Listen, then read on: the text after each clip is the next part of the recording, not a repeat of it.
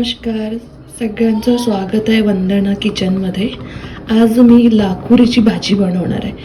तर ही आहे लाखोरीची भाजी.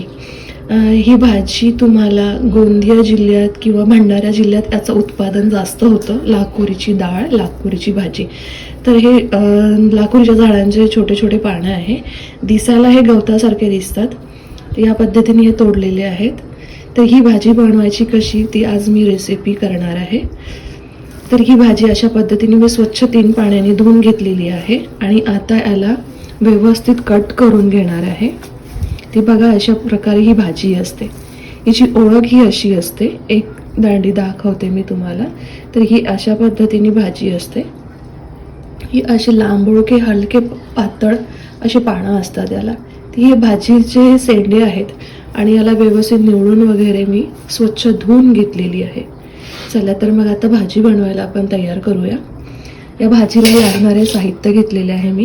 याच्यामध्ये मी 2 कांदी घेतलेली आहे, याला बारीक कट करून घेतलेली आहे आणि 5-6 ह्या लाल मिरच्या घेतलेल्या आहे आणि लसूणांच्या 5-6 कळ्या घेऊन याला बारीक कट करून घेतलेले आहे. तर याला लागणारे फक्त एवढे साहित्य लागतात आणि चवीला मीठ लागतं. चला आपण भाजीला सुरुवात करूया. चला तर मग आता भाजीला सुरुवात करूया. भांडं छान तापलेलं आहे. आता याच्यामध्ये आपण तेल घालणार आहे. 1 भांडं मी या पद्धतीने भांड्यात तेल घातलेलं आहे. तेल गरम झालं तर याच्यामध्ये मी आधी लसूण घालणार आहे. लसूणांच्या कळ्या घालणार आहे मी 5-6 कट केलेल्या, ज्या आपल्याकडे होत्या त्या.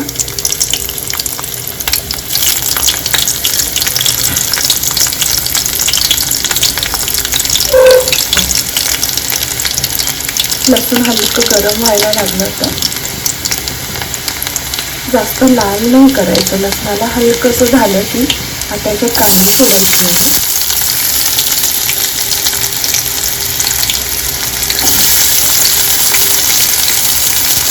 आपण याच्यात कांदा आणि आपण लाल मिरच्या घेतलेल्या होत्या, त्या लाल मिरच्यांचे जे छोटे छोटे तुकडे करून घेतलेले ते टाकायचे.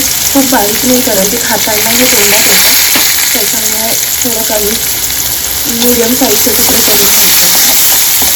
या पद्धतीने आता त्याला हलकं लाल होऊ द्यायचं आहे. ही भाजी बनवायला फक्त 5 मिनटं लागतात. फक्त तयारी करायला 10 मिनटं या 10-15 मिनटं लागतात. या पद्धतीने आता याला हलकं लाल होऊ द्यायचं आहे.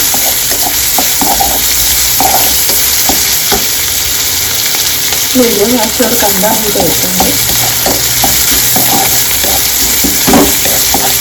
पद्धतीने याला सोडून द्यायचं आहे. बघा, या पद्धतीने आपले आता हे कांदे लाल झालेले आहे आणि मिरच्या पण शिजलेल्या आहेत आणि लसूण पण छान लाल झालेलं आहे. खूप करपल्यासारखं लाल नको व्हायला, हलकं मीडियम लाल ठेवायचं, कारण याचा जो टेस्ट आहे तो भाजीला येतो. त्याच्यामुळे या पद्धतीने लाल झालेलं पाहिजे. आता बघा, आपण जे भाजी बनणार आहे तर या भाजीला बरोबर आता मी याच्यात भाजी घातलेली आहे. भाजीला व्यवस्थित कट करून घेतलेलं आहे आणि त्याला आता 5 मिनिटं असंच होऊ द्यायचं आहे. आपण मीठ आता सध्या घालणार नाही, कारण ही भाजी पूर्णपणे मुरल्यानंतर, कारण काय होतं पालेभाज्या मुरल्यानंतर खूप कमी होतात आणि आपण मीठ जर आधीच घातलं तर ती भाजी खारट होते. म्हणून आधी भाजीला पूर्णपणे नरम पडू द्यायचं आहे.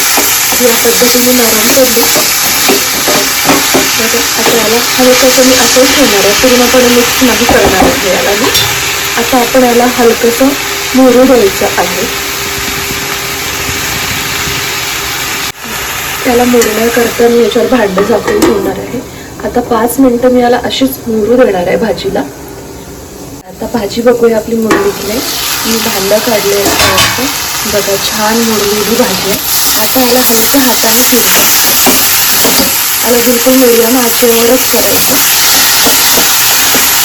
भाजी आपली छान मुरलेली आहे आणि ह्याच्यासोबत आता हिला पूर्ण कांद्यांसोबत मिक्स करायचं आहे.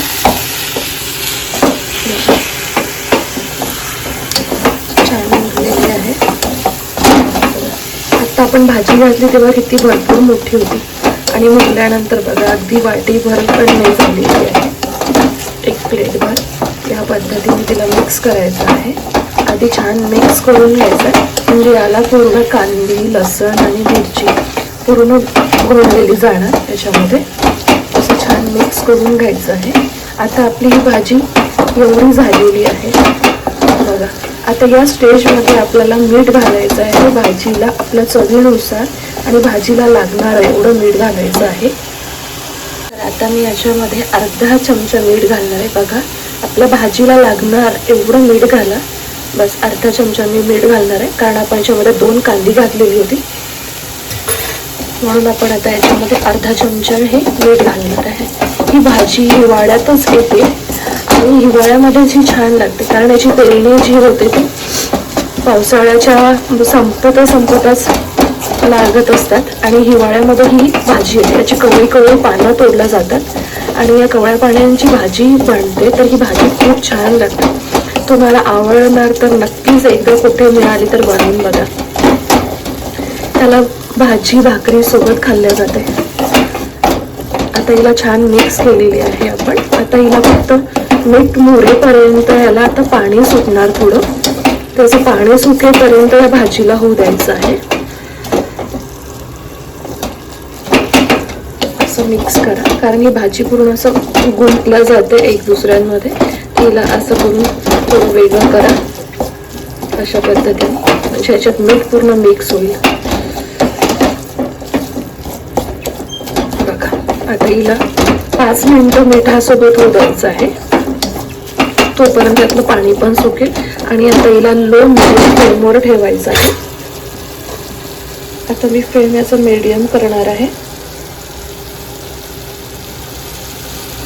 मीडियम फ्लेमवर ठेवल्यानंतर हिला परत तुम्ही झाकून ठेवा, कारण याचा भाजीचा सुगंध जो आहे तो पूर्ण भाजीला लागत असतो, नाहीतर याचा सुगंध पूर्ण उडून जात असतो. तर भाजी बघूया आपली शिजली की नाही. आता भाजी पूर्णपणे पाणी सुकून घेतलेलं आहे आणि ही भाजी पूर्णपणे तयार झालेली आहे. चला तर मग आता आपण गॅस बंद करूया. या स्टेजला गॅस बंद करायची आणि की छान अशी खमंग मस्त सुगंधित भाजी झाली आणि चविष्ट. तुम्ही नक्की एकदा करून बघा जर ही भाजी तुम्हाला मिळाली तर. तयार आहे. जर तुम्हाला भाजी आवडली तर नक्कीच कमेंट करा, लाईक करा आणि शेअर करा. भेटूया तर मग नेक्स्ट रेसिपीमध्ये.